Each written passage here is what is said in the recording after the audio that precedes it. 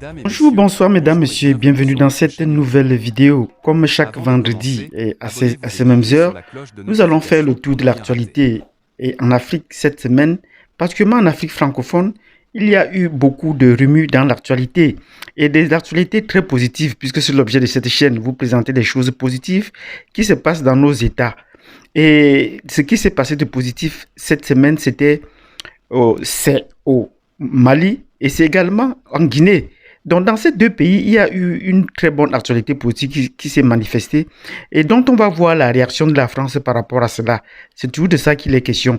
Toutes ces actualités dans les pays africains sont toujours corrélées à la situation de la France. Donc, si vous êtes intéressé de savoir ce qui s'est passé de bien et de neuf, et pour lequel nous disons que Mali, oyez, Guinée, oyez, et bravo, félicitations à tous ces hommes qui se mettent pour défendre les intérêts des peuples et qui nous projettent un avenir un peu plus radieux. Donc sur ce, nous vous donnons rendez-vous dans un instant.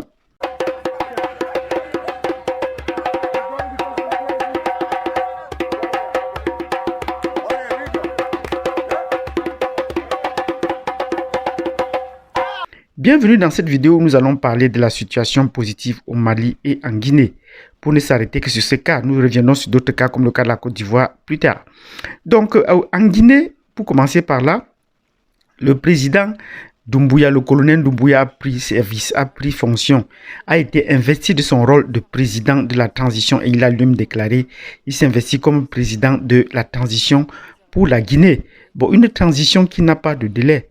Et dans ces conditions, personne ne s'offusque du délai qui n'est pas donné à cette transition. Personne ne s'inquiète.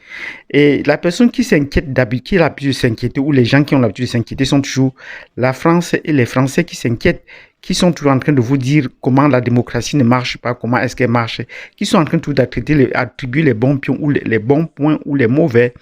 Et pour le cas de la Guinée, le colonel Doumbouya, nous avons beaucoup de points d'interrogation sur lui, vu son parcours historique, son parcours familial et puis même sa situation personnelle. Nous avons beaucoup de points d'interrogation sur lui ainsi que beaucoup d'autres personnes. Mais jusqu'à présent, les choses se passent bien. Il a bien répondu à la CEDEAO, il résiste bien encore à son puissant voisin de la Côte d'Ivoire, Alassane Ouattara, dont nous espérons qu'ils n'auront pas sa peau, ou ce n'est qu'un jeu de dupes qu'ils sont en train de faire. Mais nous espérons que Doumbouya va tenir bon et sortir et donner le rayonnement dont la Guinée en a besoin, donner la fierté au peuple guinéen.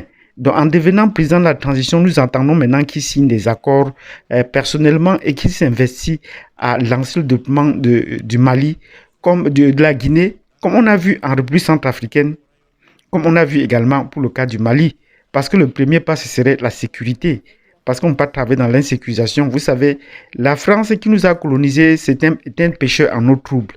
Elle aime toujours se mettre à l'aise quand est-ce que l'eau est trouble, quand il y a des problèmes, quand il y a des défis, quand les gens pleurent, quand il y a des morts, des assassinats.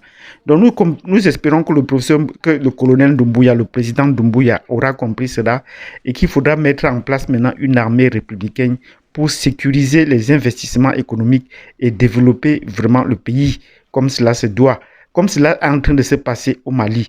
Donc sur ce, nous allons vous dire bravo pour le cas du Mali. Le colonel Assimi Goïta fait bien et nous le disons encore une fois de plus, bravo. Bravo à Assimi Goïta qui conduit la transition de main de maître et qui ne s'agite pas.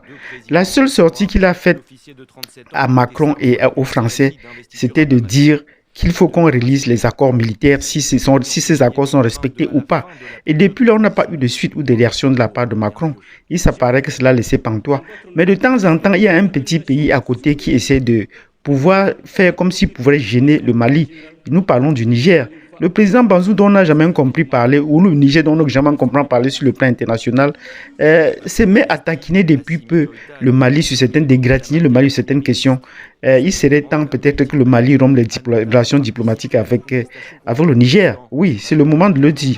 Parce que le Niger n'a jamais rien fait, ni pour elle, ni pour lui-même, ni pour les autres. Mais trouve toujours des moments de critiquer les autres alors qu'eux-mêmes, ils ne sont pas dans de très bons draps. avec la France.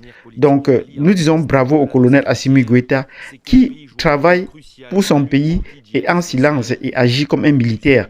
Non seulement qu'il le fait, mais il s'est constitué d'une équipe qui est au travail. Et la première personne que nous allons saluer ici, c'est le colonel, c'est le colonel Sadio, le ministre des Forces armées qui a poussé la coopération à son terme. Il est parti à Moscou pour assister au sommet sur la sécurité avec la Russie. Et on a estimé qu'il avait rencontré les autorités, mais que rien ne s'était produit. Pourtant, il y a eu des avancées. Mais ces avancées dont on trouve aujourd'hui sur le terrain, par exemple la livraison des... L'extrême rapidité de l'exécution de ce contrat montre la fiabilité et le sérieux de ce partenaire. Des hélicoptères de combat de marque russe et qu'il est venu recevoir et a dit que la coopération est en train d'avancer, ce qu'on attendait du cas de la France. Et depuis plusieurs jours, on est en train de célébrer cela.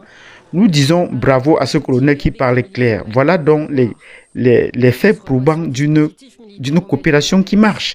Ce n'est pas tout le cas des Français où on dit qu'on a signé des accords de coopération dont on ne voit jamais les effets sur le terrain. Et maintenant, il est temps pour que les Français plient effectivement bagage. Et ils plient bagage, pourquoi? Parce que, bon, ils ont leur propre ennemi et il faut secouer cet épouvantail pour qu'ils comprennent.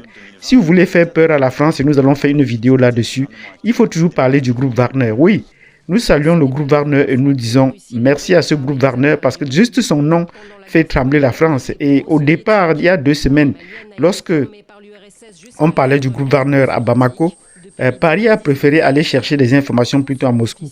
Mais ils sont partis à Moscou. Le ministre des Affaires étrangères a dit qu'il partait à Moscou pour voir de quoi il était question. Mais depuis, ils ne nous ont pas donné suite. Et après, le ministre des Forces armées de la France s'est rendu à Bamako. Vous voyez maintenant qu'il y a un retour de bâton.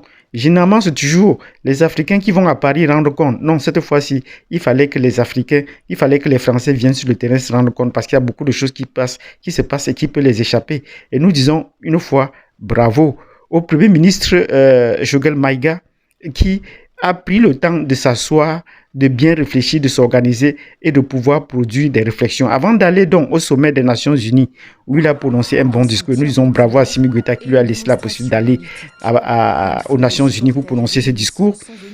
Il a fait une interview à France 4 et à RFI et à France 24 dans lequel il mettait les points sur les i et nous disons bravo parce qu'il a pris le temps de bien comprendre et il a répondu clairement, il n'a pas à s'empresser. Pourquoi c'est les Français qui doivent venir nous dire ou nous poser des questions sur ce qu'on doit faire? Et nous lui disons effectivement bravo. Mais malheureusement, la sortie du président français après cette déclaration du Premier ministre Choguel Maïga, qui nous disons bravo, et qui rentrait aujourd'hui à Bamako sous les ovations, le président français a donc dit que c'était une honte.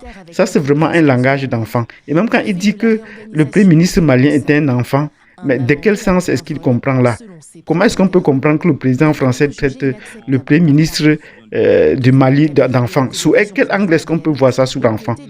Quand on voit les écarts d'âge, sur le plan social, les écarts d'âge, ça ne tient pas. Même sur le plan intellectuel, je vous rappelle ici que Macron a fait des études professionnelles, non pas des études académiques.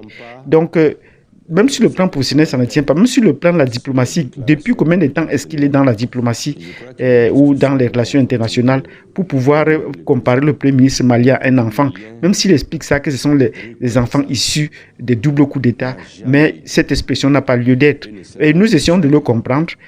C'est parce que lui-même, il joue avec les enfants tout le temps en France. Il est reçu en grande pompe, le Premier ministre malien est reçu en grande pompe au Mali, mais ce n'est pas le cas en France. Après avoir été giflé par un enfant en France, Macron s'est enfin fait jeter des œufs.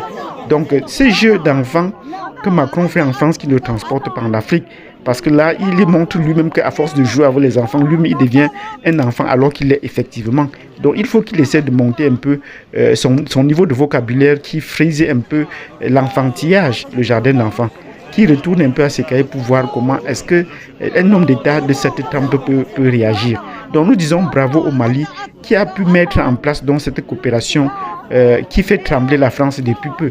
La France sent qu'elle perd les pédales.